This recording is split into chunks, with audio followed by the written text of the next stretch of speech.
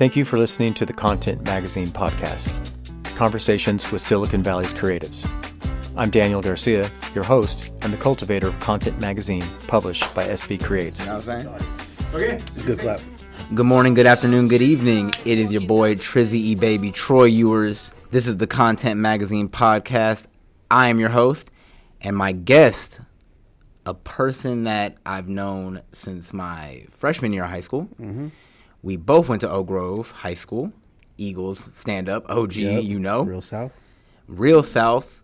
This guy has been on the literal come up since his inception. He is a person who preaches entrepreneurship, preaches ownership, but also preaches a sense of collaboration like no other. He is the head of EMLN. He is the man who is a producer of Any Given Bars, one of the big front runners of the culture night market. BQ, Brandon Quintanilla. How you doing, my brother?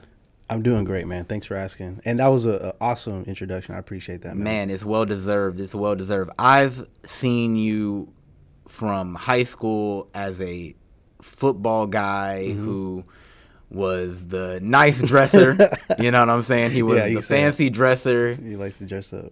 But can handle his business on the field anytime he was called on. Yep. Then after high school, you were not just a social guy we would, see at a party here and there. But no, you were the dude who was always grinding, always had a job in some fashion. Yep. And then built EMLN out of a garage. For those who don't know, because I can go on for days, introduce BQ.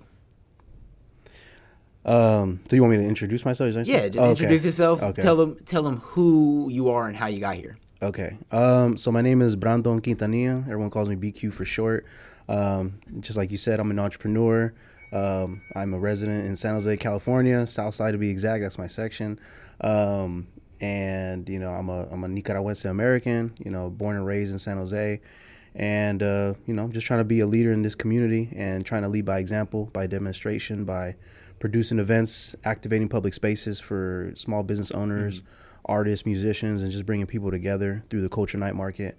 I'm very passionate about media production. I like to be behind the scenes. I like to play around in front of the camera. I like to just be involved with media. I just really enjoy that industry, as it's been a long journey since we started. As you mentioned, we were in the garage, so it's been a long time coming, but there's still a lots of things to grow into, so. And going back to those days in the garage, what motivated you to start EMLN? And you had a plan from the beginning. Where did that inspiration even start? And kind of what is the inkling of it all? It started from being around other people that were entrepreneurs, like working in cell phone sales. Like I worked with a lot of great salespeople.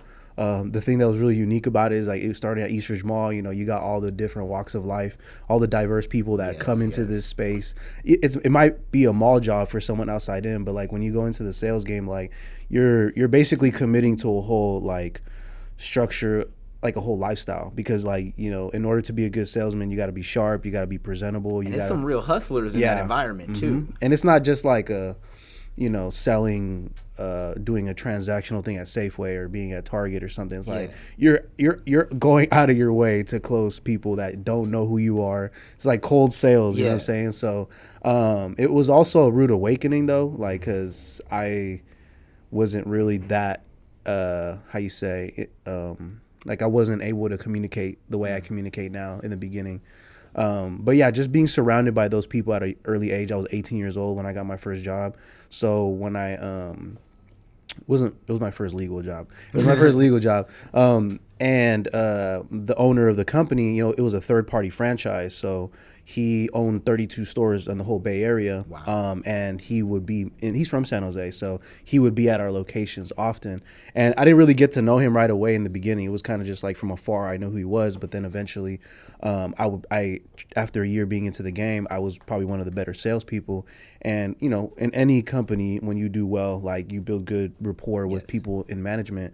So I got to kind of ask questions and see how they managed their business. And then then eventually we would go out to eat and then have random conversation. I talk to them about football. I'm like, I'm trying to go to the league. I'm trying to go play for Miami Hurricanes. Yeah. That was the whole thing inside me before entrepreneurship. I still had that in me. But when they kind of had that same mentality, but it was in business, it kind of just got my curiosity going. Became a shift. Yeah, just seeing how people could still be I don't know how to explain it. Just the ability to go all in on something and it's performance based, right? Like you do well in business, you're going to reap the benefits of the success. And you don't really get that from a salary job or a job, working a 9 to 5, because, you get capped, how you work 40 hours, you're going to get that amount of money. Stop there. But when you're creating a business from the ground up, you have to, you don't see those benefits until the long run. Mm-hmm. And, kind of seeing how he got to 32 stores was like, how did you do this, Mm-hmm. And so that's where it started, just being around those people and asking questions. And then that's what kind of sparked my interest to entrepreneurship. I don't know if I answered your question, but that's just the very introduction to it. No, it's a great introduction to it, because where you take EMLN at that point when you started it was almost this different way of selling clothes. Yeah. It wasn't like this is a brick and mortar store. It was you're pulling up with a bunch of brands to other places, pulling up, doing your own pop-ups. Yeah. And selling the gear. Yeah. That's a different type of hustle. I don't think a lot of. Where did you get the sense of I have to grind? Again, the sense of the name even. Yeah. Early mornings, late nights. Yeah. Where did that mentality come from? Because it seems so ingrained in you, even at this point. Yeah, I think playing sports was definitely the main reason, just because in sports it's discipline, accountability, hard work, dedication. So those were already kind of instilled in me since young. Played sports since before middle school.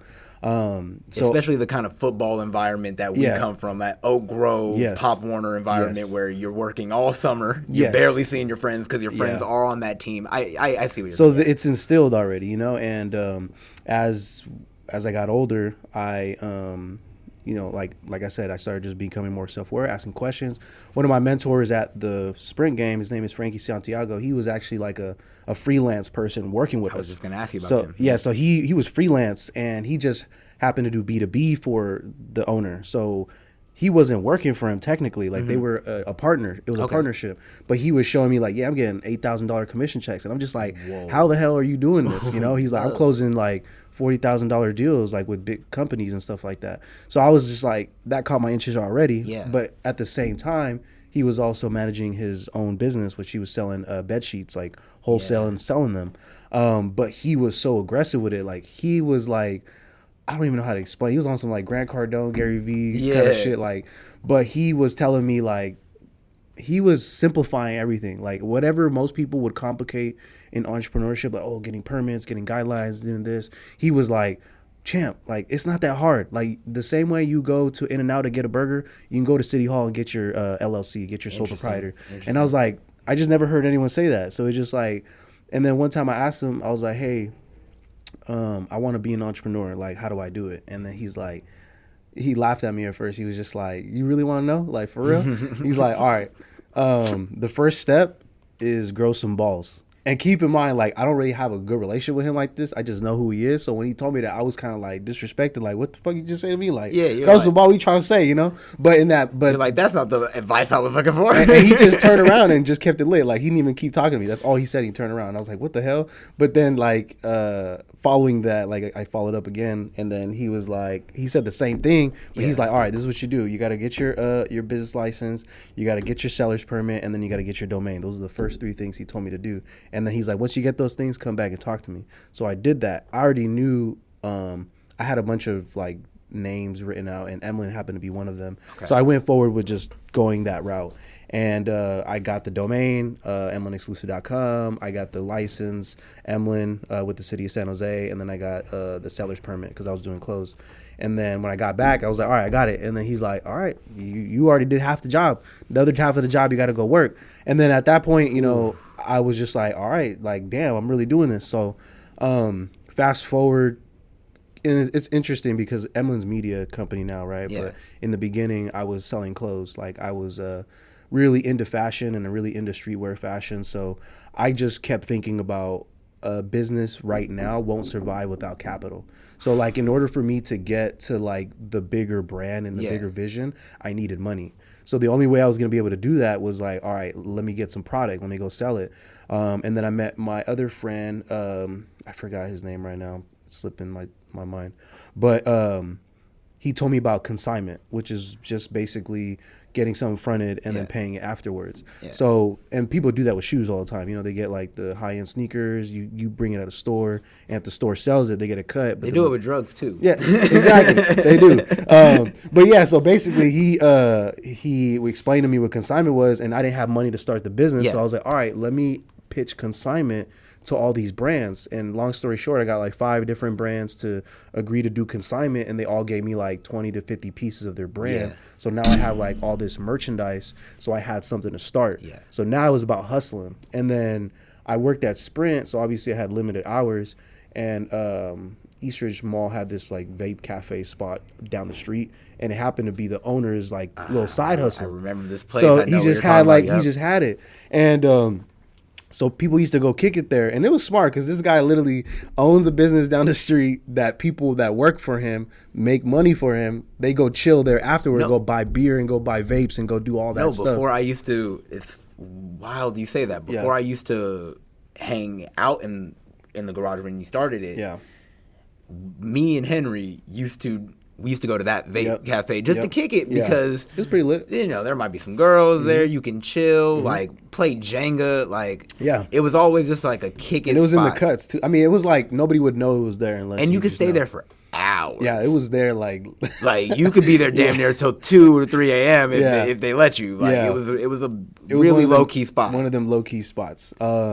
And so I do the owner, because it was like a co-owner, and it wasn't the main owner of Sprint. It was this other guy named Ray, Panamanian Asian dude, crazy, but he's super smart. He's Asian, but he's fluent in Spanish, and he speaks better Spanish than me and like some other people I know. What? It's crazy. There's a lot of folks like that are like Asian but live in other countries, and they have like way thicker accents. No, salute to them. I barely know my language now that I grew up on. Yeah, so shout out Ray though. He's so cool. He's a really dope entrepreneur too, and met him a long time ago. But yeah, so he let me do the store in the vape cafe. Oh, okay. So I basically took a counter, and he would ask me to give him a percent. So I was able to negotiate with him a percent. So I didn't even pay anything. So I'm starting a business without paying any money. I got product for free. I got the storefront for free. And now I'm just like doing the sweat equity. I'm just putting the brand out, telling people come out. It's like your mentor said. And you did all the groundwork. Now do the work, do the blood work. Yeah.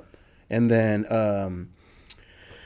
then there was my birthday was coming up, and then this was the perfect time to leverage like my, I don't want to say clout, but just like my influence with the community. Like people know who I am. A lot of people will fuck with me. So I'm just like, all right, I'm going to throw a EMLN launch party on my birthday. So I'm just going to leverage my birthday. And then I was charging at the door, then I was, I think I made like, it wasn't a lot. It was like $900, but it was like for, at the time I was like $900, so I'll take that any day. That was, you know what I mean? That was like sweet right there. Yeah. So that was like my first my taste of like doing it on my own and entrepreneurship. But that's literally like the very beginning though, like the very beginning. And so to transition into when media became, because that's when I was brought in and my friends were brought in. Yes. And to see what you were starting, because that was the first podcast and where it kind of was beginning. What made you kind of shift into a media realm?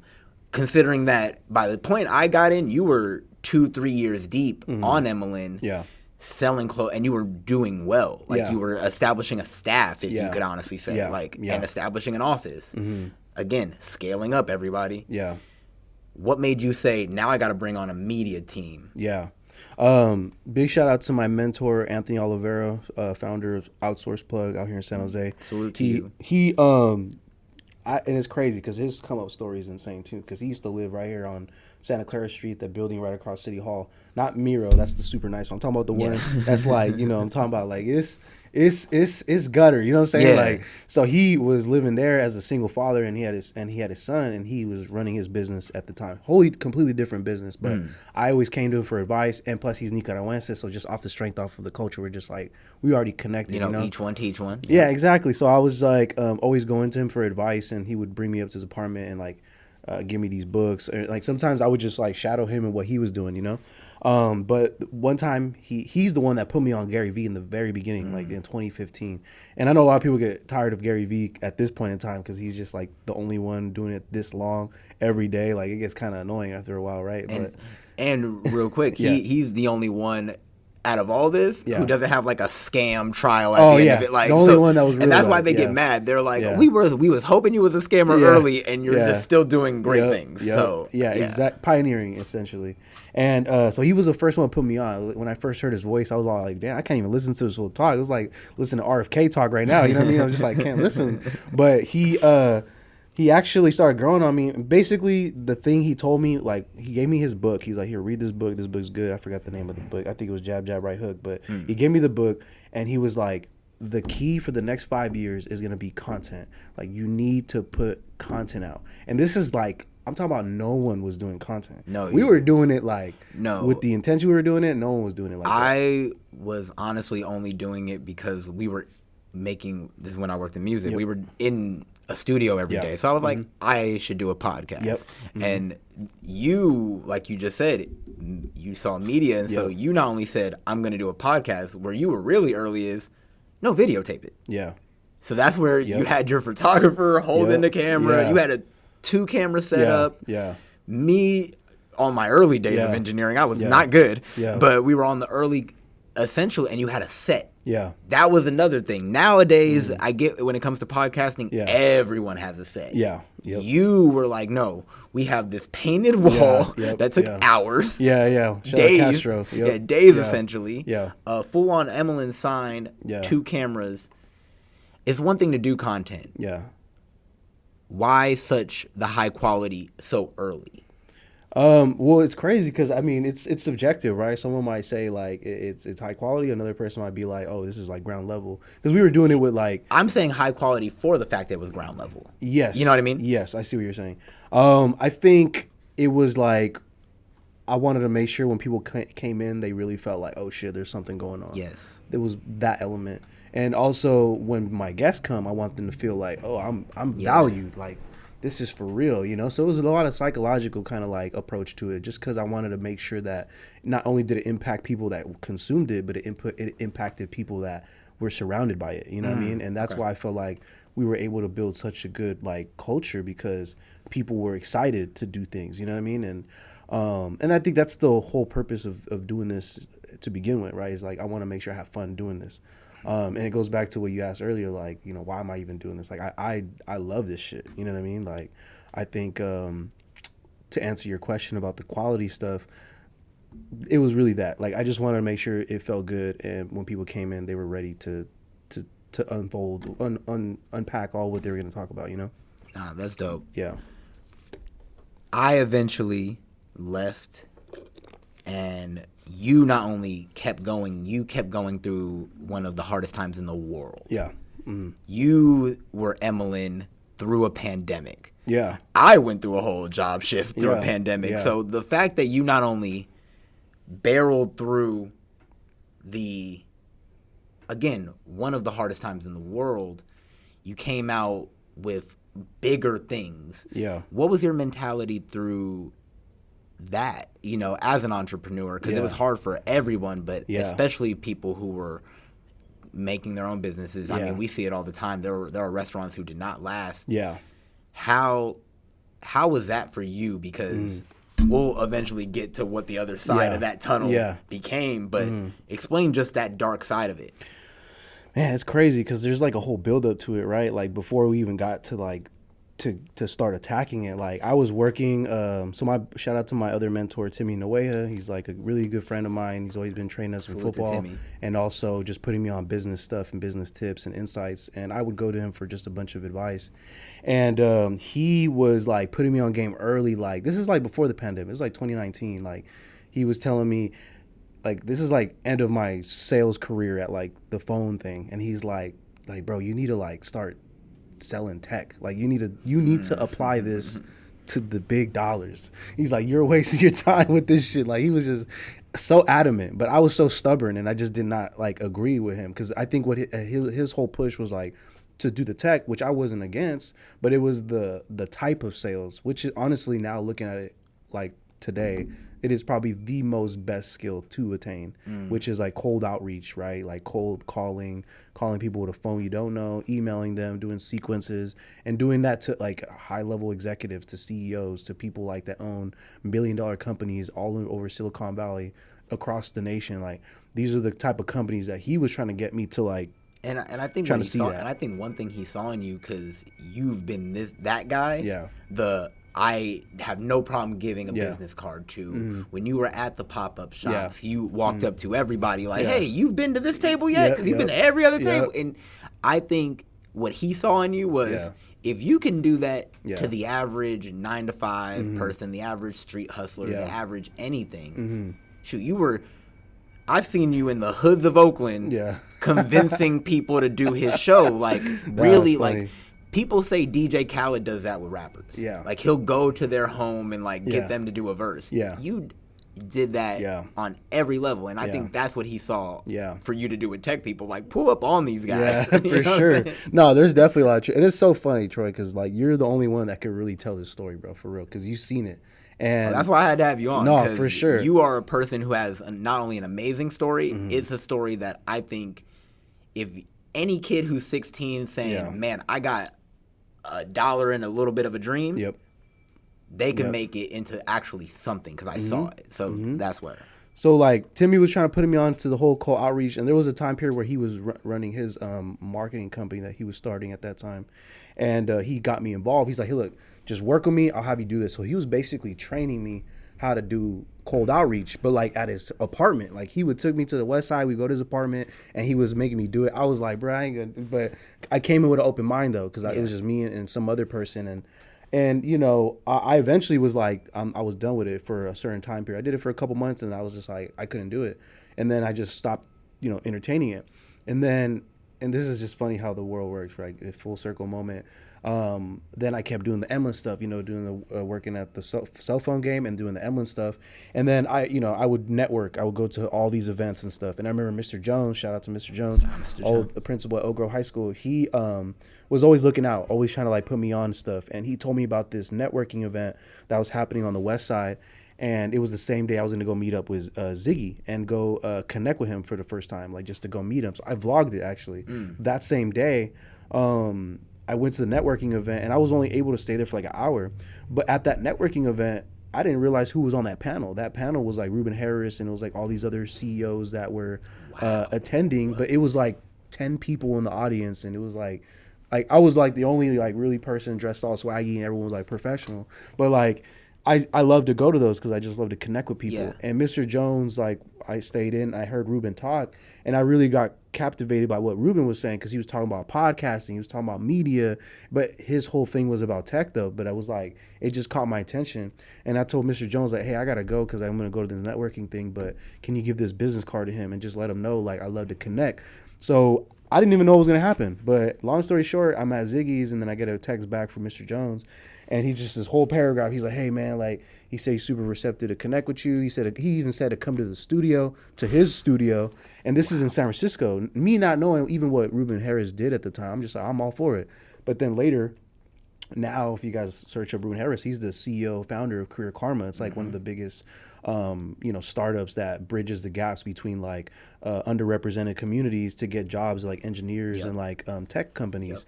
And he's helped like millions of people get jobs into tech. And it's crazy. I think like their seed funding got like $44 million, some crazy number. And I'm probably not even up to date. I'm pretty sure there's more stuff that's happened since then. But shout out to Ruben. And that's where we got connected, I went to Ruben's studio, and he just put me on the whole Silicon Valley thing, like Silicon Valley jobs, the market, the evolution of what's going to happen in the future. Like, people are going to lose jobs in like truck driving. They're going to lose retail jobs. And he was just putting me on like Silicon Valley and like why I should be paying attention. And I was just like mind blown. And then keep in mind, I was coming like I'm editing videos, right? So he's like, you know, you could code. And I was just like, code? Like, I'm not going to do coding, bro. Like, I'm sorry. Like, I know you're putting people on about coding, but it doesn't fit for me. Like, that's just not me. But he's like, you're video editing, though. Essentially the same way you learn how to video edit, you can also learn how to code. So that's what made me realize, like, okay, like other people, maybe not me, but I know people that can learn this job. So it just made me respect tech a little bit more in that moment. But then I told him about, like, I have a sales background. He's like, oh, they do sales in tech too. So there was that moment where, like, what Timmy was trying to put me on early hit me, and I was like, damn. So he, like, and then I went back to Timmy, and then we eventually, like, I took it serious, and I was like, all right, like, what do I got to do? And Timmy was really cool enough to give me a reference to a company called Memory Blue, which is an entry-level job for people that are fresh out of college to get into tech, to get those sales roles. But I didn't have a college degree. I dropped out of De Anza because of, like, you know, the entrepreneurship is what I pursued. And I legitimately chose to pursue entrepreneurship consciously. I didn't do it like, oh, you know, fuck it, didn't want to do it. Like, I did it because that's what I chose. Yeah. And I'm explaining all this because it's going to lead to the answer. Because so I was at Memory Blue, thanks to Timmy. He gave me a reference. So they actually gave me the interview, and it's like 3 rounds of interviews. So I got to interview like the co-manager, the manager, and then the director. And long story short, like, I got the job. Timmy was a really solid reference, and I didn't have a college degree, and I was like the only one that got in. And I was working with William Osai. Shout out my boy Will Osai. Shout out to my boy Lennon Miller, and shout out to Isaiah Walters, my homies over there, Austin. Those are my good friends. Whole gang. Yeah. Shout out. Good friends that I met in the tech space. But that was like my taste of doing sales and tech. And then I was like, all right, I started making, and it sucks because, like, I was making like believe it or not, at the kiosk as a manager, I was making $90,000 like as a manager. But I was also working like 50, 60 hours a week. Like, I was working crazy hours. And I was sacrificing holidays. I missed Christmas, you know, I missed Thanksgiving. I did that for like years, you know what I mean? And then when I transitioned into tech, I went from getting paid $90K to getting paid $45K. It was a big pay cut. And then Timmy was like, you got to just go through it because, like, you got to look at it in the long run. Like, once you get the credibility, when you get hired in your next job, you're going to be able to negotiate your salary. So I was just like, all right. Leverage game. But he was like putting me on. I didn't like, he was basically teaching me how to see what I couldn't. You know, I'm a visionary, you know what I'm saying? Like, I feel like all the ideas I have, I stick to them and I pursue to them. But whenever there's someone trying to convince me on something I can't see, it's really hard to convince me. But I respected Timmy, so I was like, all right, I took it. And I thank him for it because I was in that company for about 11 months, and I ended up getting fired because I didn't hit sales goal. And believe it or not, I didn't hit sales goal. But, you know, it's crazy, though, the way that system was brought up, and I learned, like, I was doing really good because a lot of people the turnover rate at the tech sales is, like, really high. So people were getting let go. But I was able to stay there for about 11 months. And then that's when I moved into the office. Literally, like, right before I got fired, I moved into the office. So literally, I got a new bill to pay the office right when I got fired. So I was like, fuck, like, it was just such a weird introduction to, like, that chapter of my life. Yeah. Because then a month later, the pandemic happens. Oh my God. So I got the job, you know what I'm saying? I got the credibility, and then I didn't complete it, but I basically almost did, and then I got let go. I moved into the office. So I'm tripping about the office, not even thinking about the pandemic. And then I had a vacation to Puerto Rico right before, like, literally like March, because it's like between February and March. So when we're in Puerto Rico, because that's like, I didn't have a job. My family was going on a trip. I said, I need to get away. And then when we come back, like, when we're on the plane, like, we hear the news, like, oh, COVID, all this stuff's happening. And then coming back home, it was just like, then pandemic happened. And then that's when everything was so weird. Like, I was only in downtown for like a month, you know what I'm saying? Like, I worked by San Pedro, but like working in Sofa area, like, I was only in it for a month. So I didn't know anyone. I wasn't familiar with all that's around here. And by the way, for the ones that don't know, there's a lot of art and activity and a lot of amazing things happening in SOFA. This is where we filmed it. This is where it all is. Like, facts. The SOFA district is the premier spot in San Jose, if you ask me. Yep. And there's more to come, I feel.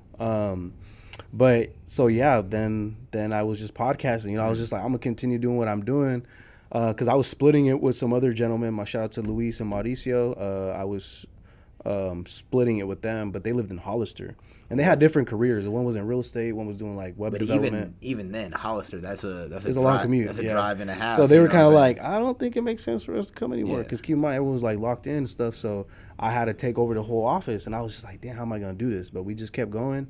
I got to give a shout out to Local Color, because they did work with a lot of the artists, and they did work with a lot of the businesses that couldn't afford it, that lost their jobs, and they really saved a lot of people's like art career and people's vision to whatever they're doing. Like, I got to give a huge shout out to them, because if it wasn't for them, a lot of the stuff we've created probably wouldn't even happen. No, and that's coming from my end too. They opened a space that we were able to utilize. Like the whole late night show was shot there, so it was a thing. Speaking of shows, you turn that just podcasting you're doing and just say, look it, we're going all in. Culture Night Market and Any Given Bars, I mean, two of the most successful things that EMLN has debuted, and it's just the beginning for you. Let's talk about that. Let's talk about those origins. Salute to Jay Wells, salute to Monk. Which one comes first? How do they all develop? Because when I tell you, and if you've never been to a Culture Night Market, what are you doing? First of all, go.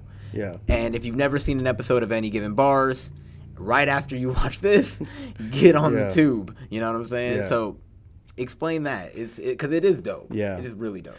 Pandemic babies, man. Like, all pandemic babies, like, really. Everything really started from the pandemic. Backs against the wall. You don't have a job. You have a rent to pay. You know, I had a really complicated living situation. Me and my girlfriend were bouncing between San Jose and Gilroy. So it was just like, not having uncertainty of like how our money's coming in. And keep in mind, I had the tech background, so I was still trying to get a job. So I literally did 100 interviews, bro. Like, I kid you not. I did 100 interviews while all this is happening. Eventually, I actually landed a job. Company called Ping Pong. So that was and it took a year during the pandemic. Like, it wasn't like right in the beginning. It was like a year later. Then I got the job. So between that year, were planted, So between that year, though, that's when Any Given Bar started. That's when Culture Night Market started, and just continuing the podcast. So I'll start with I will start with a Culture Night Market. So Culture Night Market, like I said, I was still doing podcasts, so I was just in downtown a lot. The only people at downstairs was me and Patron, and maybe Henry. Like, there wasn't a lot of people downstairs during the shutdowns and everything, obviously, because people weren't allowed, but there were still people making stuff happen. And I was, in that studio by myself or doing content. And then Patron, he's a part of SJ Storyboard. They do like the live art installations. He introduced me to Andy, and then Andy introduced me to Sunny. And Sunny's the property owner for the Nile Lot, which is on 2nd and San Carlos. Okay. And she's one of the only minorities that own real estate in this area, because all this area is owned by like a corporation. Like, that's 40% of downtown San Jose. So like the fact that a minority owned that property, I was kind of like, all right, the problems that the minority owned parking lot probably won't have the same problems of the person that's owned by a corporation. So she was struggling on how to maintain tenants, how to pay the bills, and I felt for her. So I was just like, how can we help each other out? So I identified the problem. I knew that there was also entrepreneurs being born. People were starting to sell mama's plates. They're starting to sell, bracelets. They're starting to sell clothes, fashion. I'm just like inspired. I'm like, because you've seen it. Like, I was doing that already. So I was just like inspired seeing people do it. So I felt like there was a challenge that they were facing, which is they didn't have a marketplace. They didn't have a way. In your mind, God, why sell clothes anymore when I could sell soap, and I could sell candles, I could sell food. Yeah, exactly. I love that, because that's such a natural progression. And if I'm not mistaken, the first one was Eastridge? No. So the first one was at the Nile parking lot, which is the one I'm talking about. We did a whole year there. We did them guerrilla style, meaning no permits. We didn't do anything. We obviously did it within the most ethical practice possible, meaning like we weren't legally allowed to do that. But you were still in talks with the people around you. Yeah, I knew the property owner. I still got insurance. I still like did it whatever I could to make it as legit as possible. So we did 7 events there. The first event was actually October 18, 2020. And that event brought 200 people. And then the following one brought 300 and then just kept going up. And then I think eventually like 500 was like the most we had. We did 7 events the first year at the Nile lot. And then we got hit like from OCA from downtown San Jose. Were telling us like, hey, you can't do this. There's a procedure, because they saw all the brands on there and they knew Local Color. Then I reached out to Local Color reached out to me. And then I was like, damn, I knew this was going to happen one day because eventually, it was going to raise awareness. And me not understanding the landscape of this area, I was just like, I'm just trying to serve my community. But like, it's an outlaw promotion at the start of it. Yeah. But it's for the right reasons. Exactly. And that's how I looked at it. You weren't trying to go in there and like, let's make a couple quick bucks and get out of here. Nah, like, what's crazy, bro, is like, it's hard to have this conversation and still deliver what was really happening because some people still say we're out of the pandemic, but it's like, is anything really the same? Like from them, right? Good point. And I think, like I felt the fact that the city and people were kind of like mad that we were doing that upset me. And it was kind of like, I took it personal just because I'm just like, why? Like at the end of the day, like people legitimately don't know how they're going to make money to survive. And you guys are tripping that I'm doing an event. Like I didn't look at it in the same perspective as them. And I think obviously, growing up and just kind of like not being aware of the landscape, I just was just passionate about it. You know what I'm saying? So eventually, I knew that it was going to make more sense to like do it the right way so it can be sustainable. But I did take a break for 6 months though. Like we stopped it. And when we got that notification, we stopped because I was, at the end of the day, I'm the one that's going to get fined. Like I'm the one that's going to pay the bill of what happens. And I couldn't afford $1,000 fine. Like I wasn't going to pay that. Like it was already like, if you take that fine, then you take an even bigger setback than if you were to keep going. And everything that was funded towards the culture night market was like EDD money and like little flips. Like it was literally like, hey, whatever we could scavenge, like let's do that, put it towards the event, make it back by doing cost recovery, asking for $5 donations, vendor spots at a very affordable rate. Because at the end of the day, I was just trying to make sure they made some money. But it worked out. Like we were able to keep rinse and repeat, do it over and over again.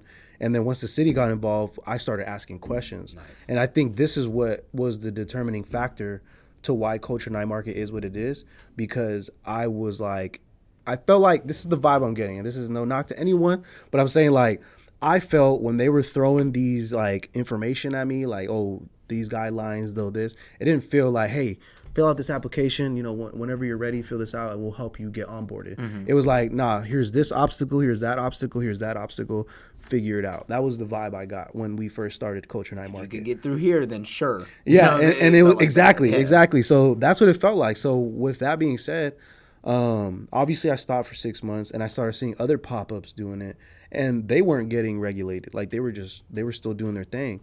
So it got kind of like messy because I was just like why are we getting treated different? Mm-hmm. And on top of that, like everyone's doing it in a certain way that I didn't agree with. You're doing that event at a park, you're not paying for the park, you're charging people to be at a park. Like that's not ethical in my opinion. But yeah, so they're doing it in backyards and stuff like that. And as a human, I naturally built like animosity towards that because I'm just like, what's going on? But then I decided, I was like, all right, you know what? Let's ask the questions. Let's ask, what's the permit guideline? Like, what's the requirements to set up here? What's the private property permit? Like, I asked all the questions. And I think the fact that I came with that mentality, it shook them. They were like, oh shit, like, and I kept calling, like, sending emails, following them. I'm like, how do I do this? How do I do that? And then eventually they kind of like had to embrace me because I'm like, I'm going to do this for real. I'm going to actually put my money up for it. And then when I learned... That same mentality that helped you start a business too. Exactly. Like asking the questions and getting the answers. Exactly. And then When I found out how much it cost to do it, I was shook. I was kind of like, damn, how am I going to do this? You know, like, this is crazy. Like, it's not sustainable. Like, I just started like telling myself, like, why are we doing this? Suicide. Like, why are we doing this? But, and I'm only saying this because it's the truth. Like, this shit is crazy. Santa Clara County is one of the strictest counties. When you've realized the bill of some of these things, like we were just talking off the air about like investing in mics and stuff like that. Like when you look at what it really costs to start a thing, especially to the level of now you have to get the city involved.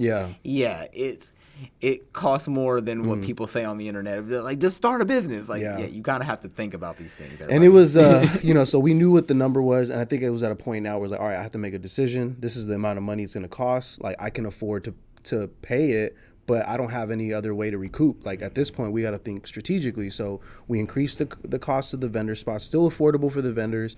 We required a donation payment at the front door, and we had enough buzz to where we were able to do the math and like what we fundraised, what we recovered through cost recovery, and then incorporating other like donation methods. Like, we were able, when we actually did it the first time legally, we fell short by like $500. Wow. But just to give you context, like, it would probably be like somewhere between $4,000 to $5,000 to do everything with the permits and everything. Ooh. So the fact that we got close to it was super like motivating for me, because I was like, dog, when we first saw this number, we were so intimidated. Look, we're only $500 away from that. Let's run it back again. And then we did it again. And the next thing you know, I'm like getting familiar with this territory now. Like, all right, like, we can afford to pay this back. Let's do it again. We never really profited, right? Like, not until year 3. Like, we didn't profit until year 3. Like, we still made revenue, but pay enough cost and then maybe lose some. But we were able to make it back by other means, like selling merch or having grants that we applied for and stuff like that. And then it goes into this other chapter. But yeah, just to answer your question. And I mean, we're talking East Ridge Mall, which and that hasn't even happened yet. That's the crazy part. That hasn't even happened in the story. But to give people context of how far it came from that story is we're talking East Ridge Mall, literally right in front of people, right across from the Chili's. So it's like everybody can just pull up to it, have themselves a good time. Oak Ridge, that one was really dope. That one was, to have that one on the South, it was really amazing. It had to happen on the South. Had to happen. It had to happen. Then we're talking PayPal Park, which I was saying to you, I was having a drink at a game, and to see the advertisement for it pop up, I was like, that's beautiful. To come where we come from and to see that. Did you have the vision when you started it that it can go to those places, or did you always just see that this can stay in like one parking lot, essentially? So since I knew it was producing cash flow, I knew that we can keep doing it and like still keep going the first year. But once we got to a point where like we completed the first year and we wanted to start like getting more organized, we wanted to plan the year. So we actually made the decision to plan dates a year in advance. And then that's when I feel like things shifted, and I was like, all right, this demand has gotten real serious. Like, we really need to take this into consideration of like creating a foundation or creating a business or something. And then and then we decided to make it into a business, and I think that was the smartest decision we could have ever made, because now it allowed us to to get a fiscal sponsor with Low Color. Low Color helps us apply for grants, and we've been awarded grants for all the activations we've done. Nice. And that's opened doors for us to invest into equipment, into a staff, into permits, rentals. Like, it's really expensive to do these consistently. So the fact that I was put on game on that avenue because of my community, it opened more doors for me and what we were trying to do with Culture Night Market and our team. So I think, sorry, I lost track of the question. I'm just trying to follow the timeline. No, you're good. First of all, salute to the team that he does have at Culture Night Market. I mean, it's a lot of people that a lot of new people. It's such a great thing. But you were saying kind of how it's grown into such a business that because of your partners and because of yourself and your hard work and almost not taking no for an answer, you were able to put it in places that you almost didn't see possible. Yes. So now, to piggyback off that, Any Given Bars. Yeah. Because that, I mean, every rapper who is a rapper in the city of San Jose and Bay Area wants to either be on the show, has been on the show. Yeah. I know as a fan of rap and as a person who's tried to really always make sure it is at the forefront of this city, I am a firm believer in any given bars and a fan of it. Now let's get into that because, God, I'm going to keep putting that flag up any given bar. Okay, sorry. I remember now what I was going to say. No, let me finish what I was saying with the CNM because I feel like it's relevant to the story because I want to go in the timeline of the pandemic. I know how to stall.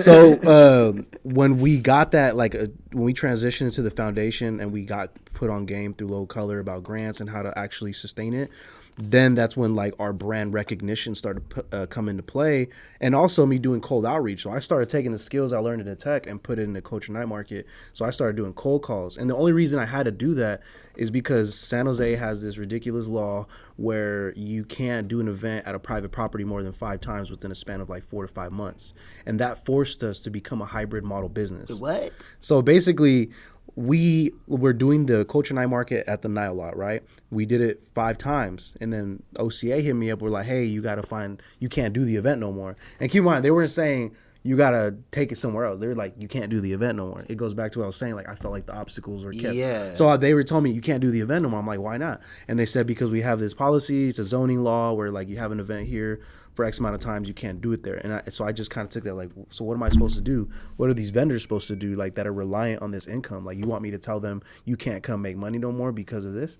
So because I always kept doing that to them because I wanted to apply pressure to them because I wanted them to understand how hard it was for me as a new business owner trying to bring a business into San Jose, why you're making it harder. Like, they're making it harder during a time that we've never experienced. Yeah. So that's you know where I'm coming from. Why I started taking things personal. I was like, what's going on? So long story short, I don't take no for an answer. I started doing cold calls, started reaching out to other venues, and that's when I called PayPal.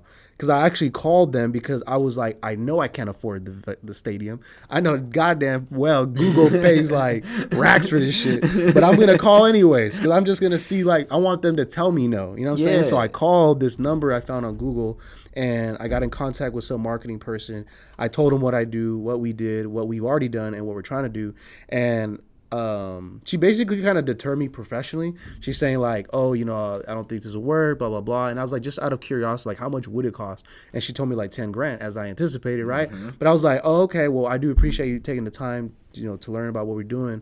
But but based on that call, she was like, based on your mission statement and like what you guys are doing for the community, I think there could be some area of opportunity to connect you with someone on our team because they're working on this support our city campaign because PayPal had just took over the Avaya Stadium and now it's PayPal Park. So they're going through this transition.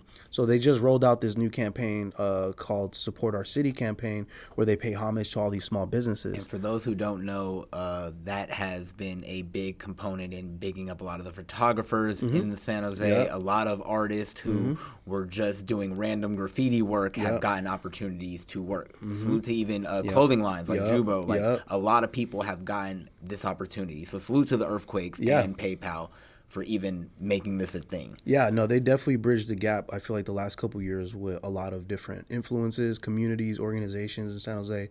So definitely a lot of respect to the Earthquakes and PayPal. So yeah, I called them. He put me in connection with this guy named Rahul, who is no longer with the organization, but at that time he played a role on like the marketing team. So I met with him and I came with my folder. I came like, all right, let me try to sell this guy on the whole thing. Sat down with him. Long story short, I came a little too over prepared. He was just kind of chill. He was just like, hey man, like, you don't need to do all this. Like, let me hear you out. You know what I'm saying? Just be human with me. I was like, all right, bet. So started talking about everything. And long story short, he was like, oh, I really think this is dope. I really like what you guys do. He was sold on us as like people. Because like what we do and how passionate we are. And then long story short, that was a year before we actually did the event. So look, it took a whole year for that pipeline to build up to that point where we did the event. So I'm just saying, like, for all the events that people see, like, they see the event, they see that it happened, but they don't realize how long it took for it to happen. So after like 6 meetings with the Earthquakes, I did this like panel where I'm on a TV and then they're like all the executives on the table and I'm basically selling them the event. Long story short, then it came to them actually agreeing to it, and I was like, oh, okay, bet, like this is exciting. But then I talked to Timmy about it, and he was giving me a lot of business advice, and he's all about like negotiations and stuff. Oh, yeah. So he was putting me on game on like how to upsell and like how to bring value. So originally I didn't even know how much our event was worth.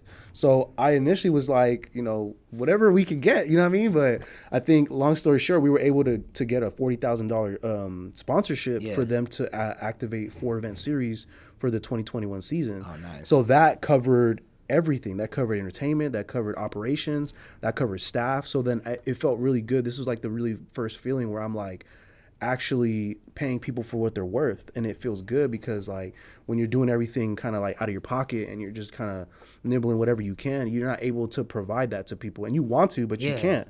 So when it got to that point, it was like a huge milestone, bro. It just shifted the mentality. When we did that, I was like, dude, if we can do this with them, who else would be gravitating to it? So then that's when I called Eastridge and then Oak Ridge, and then the list goes on. To let everybody know how serious he was about, like, no, these ones at PayPal, he was putting people on.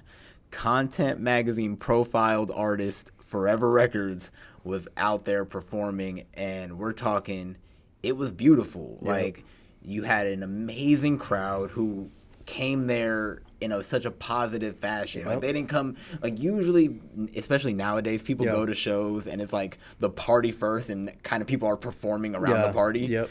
You made it to where it was like, whether you went there to go support a brand, support yourself, support the business itself. Go to the bar, get a drink. Go to the bar and get a drink. Or even go to support an artist. Yeah. Everybody was gathered around. Yeah, and they was in. It was such a great environment that you and that whole team curated. Yeah. You curated. How do you choose a vendor? Yeah. Like, how does that enter your mind? Because, I mean, every single business I went to, I was like, I'm going to go broke. I'm going to spend. There's something I want to buy here. A little something for everyone. So I think that was, so when I was vending, like, you know, selling urban streetwear, I didn't have a lot of options like to go to myself in San Jose. Like, there was times before where I legitimately applied to be a vendor and they denied me because I wasn't a fit, quote unquote. So I started going to like Oakland and stuff like that. Yeah. So that kind of stuck with me. So when I did the events and I had the opportunity to deny and approve anyone, I just opened the door for whoever. Obviously, when I had them apply, I asked them if they had a sole proprietor, if they had a permit. But if they didn't, I didn't push them away. I just gave them an option that we can follow up with them to help them get that figured out. Because it's one thing to just give someone like tell someone no and not give them an alternative. I hate when people are like, oh, that's not gonna work. All right, well, give me a solution. Like, you know what I mean? So that's kind of what my mentality was, like, here, this won't work, but let me give you the solution. So to answer your question though, it's open application. Anyone can apply. If it's a non-food vendor, it's really easy to get onboarded. If you're a food vendor, you are required to have like permits, but we can apply for a 1-day permit, which is a lot manageable.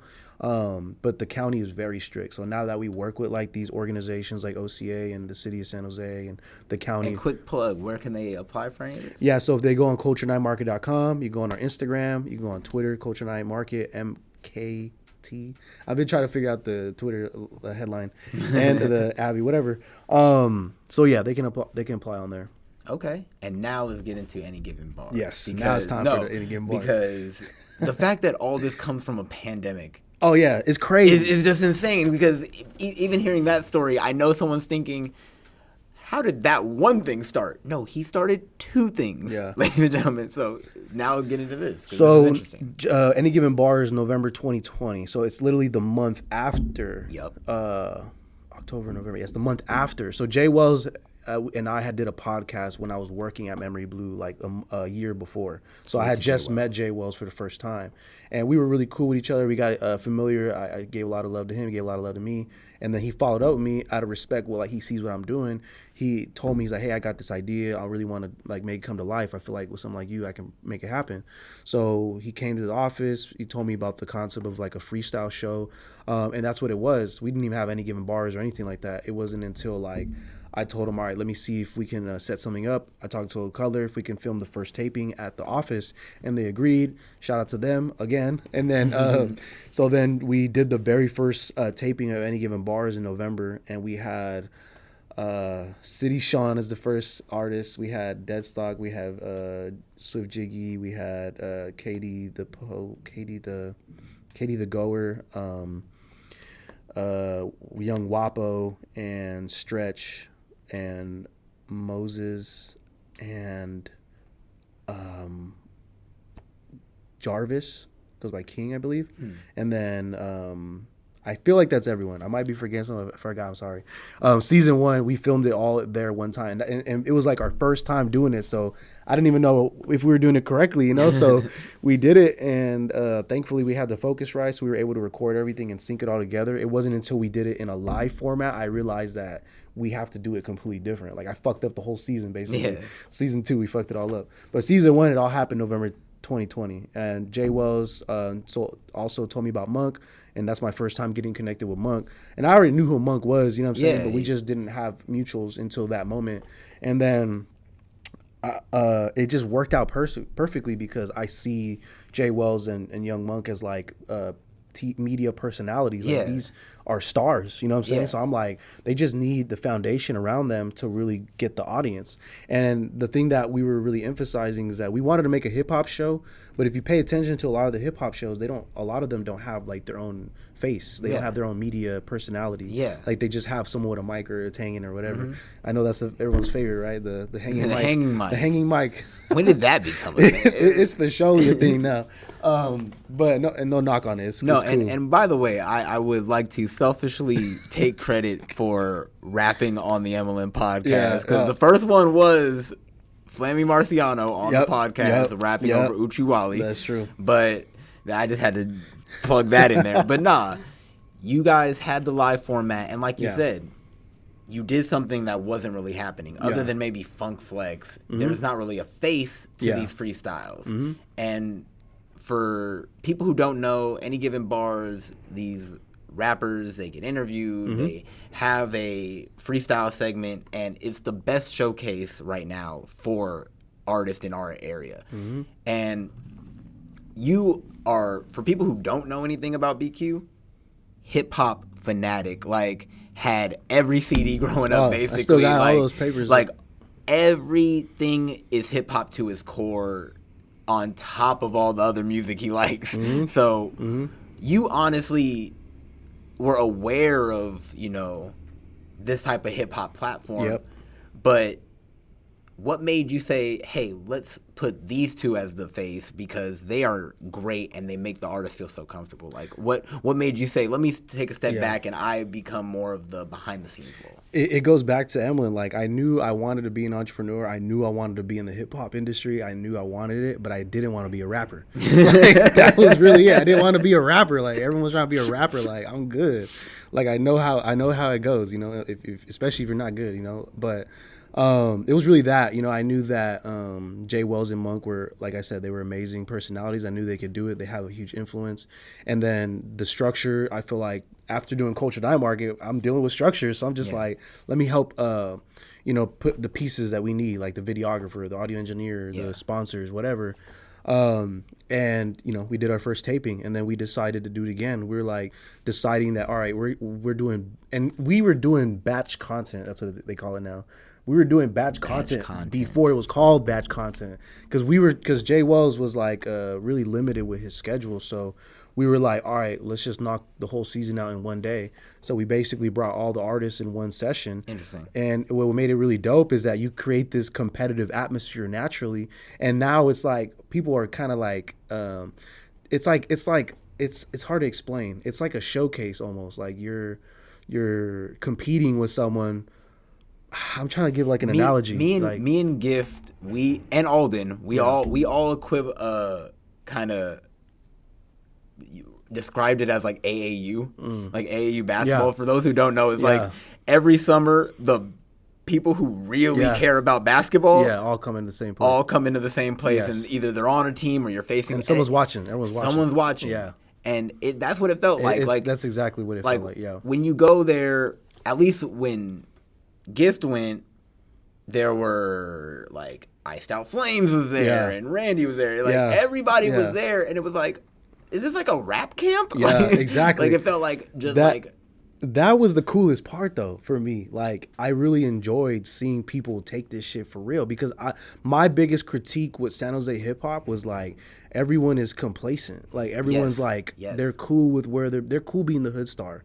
Like my thing is like, why aren't we going beyond that? Like us coming from a football background. In high school, there were those preseason camps where it'd be Oak Grove. Oh, the jamborees. The jamboree. The jamboree going crazy. And that's what it felt like, because like you said, there's a sense of complacency in rap where not only am I cool being the hood star, I'm cool with just the club giving me 15 minutes and like $300. Yeah. That's what we were almost becoming conditioned to like. Yeah, it was a lot of that. And you were saying, hey, I'm not paying you guys anything, but if you come here, it's a place that's actually celebrating you instead of tolerating you. Yeah. And did you know it was going to, like, people have collaborated because they met each other. Oh, yeah, I noticed. Like, I love the fact that we've, like, and it's just, it's like the whole ecosystem, like EMLN, Culture Night Market, and any given bars. Do you feel like you're providing that?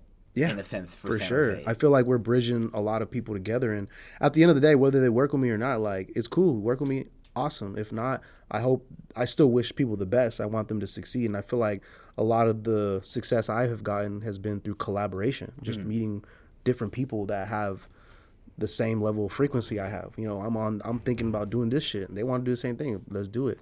So the fact that we do that through Culture Night Market, any given bar, is just really dope. And I've seen a lot of it from, you know, people working with the San Jose Earthquakes, you know, from people doing, you know, features with each other, people doing producing, people are mixing other people's stuff. Like, it's really cool. To answer your question, it's really dope. Okay. And one of my final questions before we get out of here is, there is a certain value that you've provided not only amongst yourself, but the EMLN brand.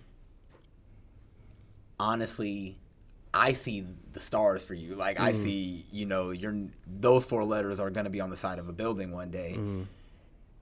Do you? Hope so, shit. Oh, man, it's going to happen. It's going to happen. Hell, he's damn near taking all the downstairs. I need a building. But I will say this.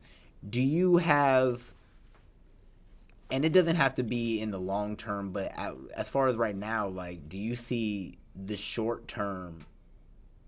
What do you see for EMLN, at least in that sense? Because I could see grandiose things for you from a mile away, but that starts somewhere, and you've already had a great starting point. Yeah. Where does the ball keep rolling for you?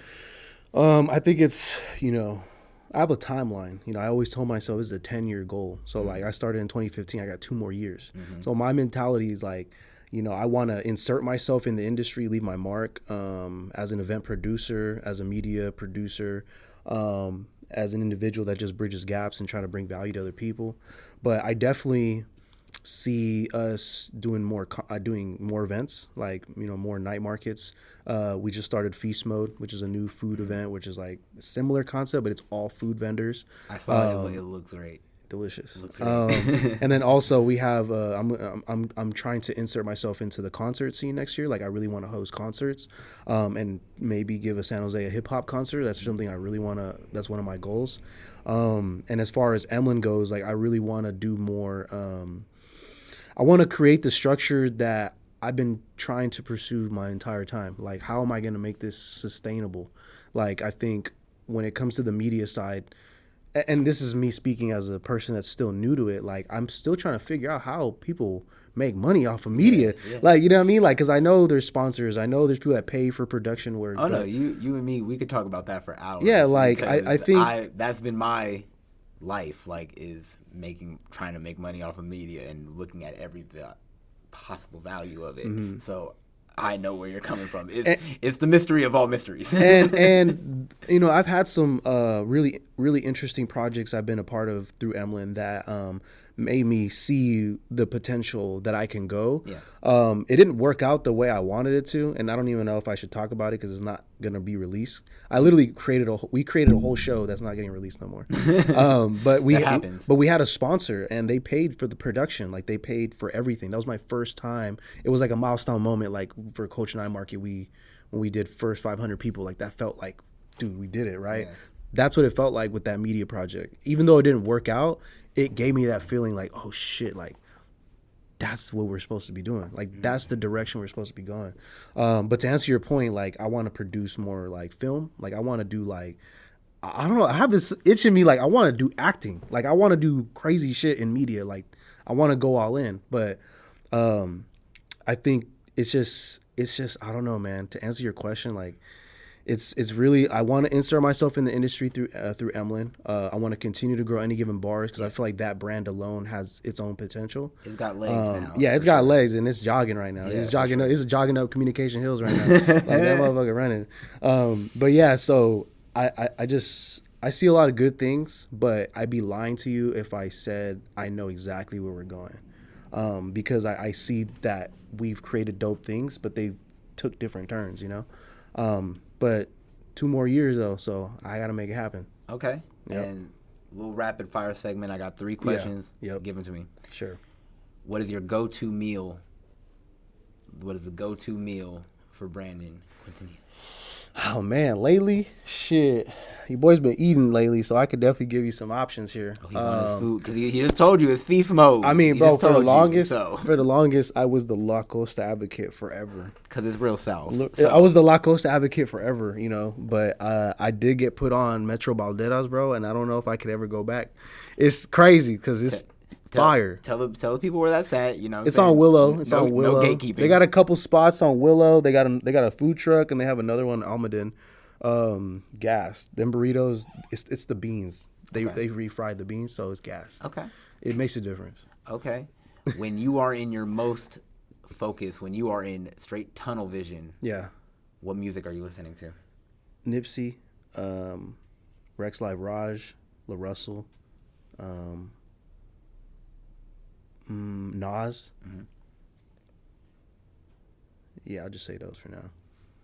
And when you get a break to yourself, when you get a moment of clarity, what are you doing? Smoking that loud, probably. You know, just I like to be just with my family and just, you know, I got my dog, so he's like my little son. Just kicking it with my family, with my dog. He's a dog parent. I like to just be at peace, you know, try to be away from shit sometimes. I mean, I feel like that's helped me a lot, though. You know, mental health is a real thing. You know what I'm saying? Like having boundaries. Yeah. You know, I was really bad with that before. I know you know that. I think you and I worked a 24-hour day before. No, we worked almost a full 48. We did not sleep. And that was unhealthy. But we did it though because we loved it, and I think it was okay for us to do it at a young age because we could do that, right? But now as we get older, I'm about to push 30 next year, so I'm like, you know, I try to have boundaries and try to like just take some time when I can. I haven't took a vacation yet, but it's gonna come soon. And then finally, last but not least, I know the 16-year-old version of you. You know the 16-year-old version of me. Yeah. What would 28? 29. 29? I just okay. turned 29, yeah. See, yeah, I forgot. He had that, I was a year older. He had that year gap I used to on get everybody. so much shit for that, bro. You know what I'm saying? I forgot about that. 29. What would you say to the 16-year-old version of yourself?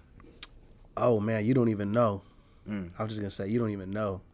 That's it. Because, like, I was trying to go to the U, bro. Like I said, like I wasn't even thinking about any of this stuff. Like, that's why I said I know the version. I know that man had the football dreams, and he was. Yeah. If you would have asked him, he was gonna go. Like he would be in the league now. Yeah, you would be there. And so to see, that's why I had to ask what would he say to that person? So yeah, no, I mean it's funny. Someone watching this probably like, "Hey, bro, 5'7". What are you gonna do in the league?" But I mean, hey, Darren Sproles 5'6", man. He was faster than a lot of dudes. I'll say that he was faster. But I think what it was though was the culture that we grew up at Oak Grove. Like everyone was proud to be a part of that football team. People were proud to be at a public school that competed against private schools. It was just like a very unique like atmosphere. You know what I'm saying? San Jose is one of those diverse cultures, but I feel like Oak Grove and the Southside community, it had a very unique like upbringing. You know what I'm saying? Like if you know people from the East Side, they have their upbringing and they have their trials and tribulations they dealt with, the things that they loved, a part of that culture. But Southside had that culture too, in a different way. And like mine was like going to the Pop Warner practices in the back. Like there was thousands of people there.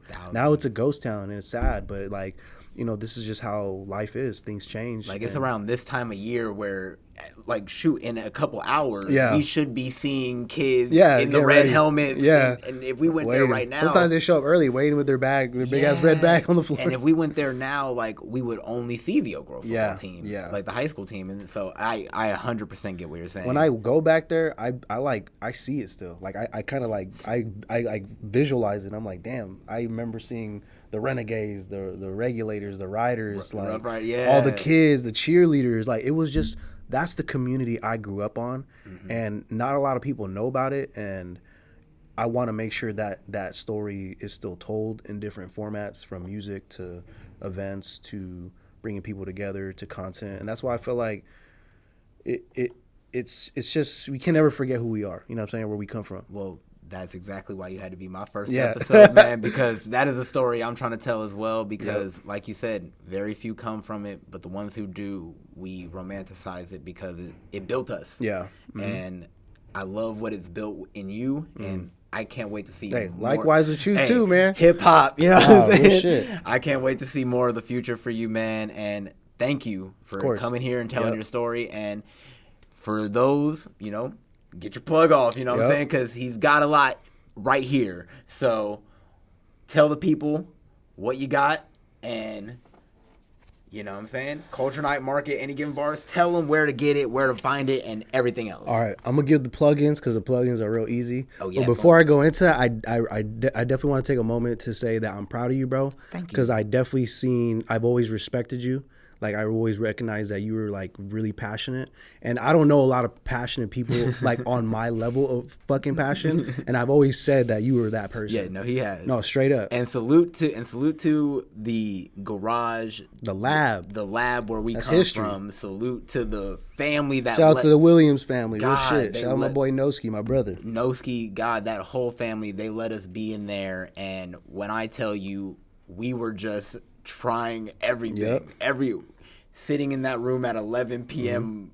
till 4 a.m. some nights, just being like, well, what if we did this show, and what if we did this, and if we sold the clothes here, and like we had a whole car wash method and everything. Bro, like in macro perspective, what I look at that is like, that's community. Like those same parents that let us run that operation at their house, like they also gave us rides to our games at Pop Warner, and like they used to host the barbecues, or like, you know what I'm saying, pick us up to do fun stuff. Like, it goes back to community at the end of the day. Yes. Like, and I realized that that's what we had, and it was really special. We still have community, but it's just, you know, it's different now. BQ during football season literally used to let people come over to the house and watch games and play. Oh, it used to go crazy. So he is the epitome of everything he's saying. So plug that community that you're talking about right in the camera. Culture Night Market, all one word, on Instagram, TikTok, Twitter, Facebook. FeastMode, SJ, new event rolling out September 29th, the next event, October 13th and October 27th before the end of the year. Make sure you guys slide by. Make sure you come in hungry. Any given bars, all one word. You can follow the page, subscribe on the YouTube channel, EMLN exclusive. We're dropping season 12 this Friday, tomorrow. Woo! Those are 6 new episodes coming out, and we're doing a production in LA next weekend. Woo-hoo-hoo. Yeah. Man, you know who I am, Trizzy E Baby. He's BQ. This is the Content Magazine podcast. Thank you. Peace. That was fire. Thank you for listening to the Content Magazine podcast. Follow us on social media at Content Mag. Become a member and help us to continue to tell the stories of the South Bay creatives. This episode's music is 408 by Jack Pavlina. Follow him on Spotify and also on his Instagram at Jack Pavlina Music.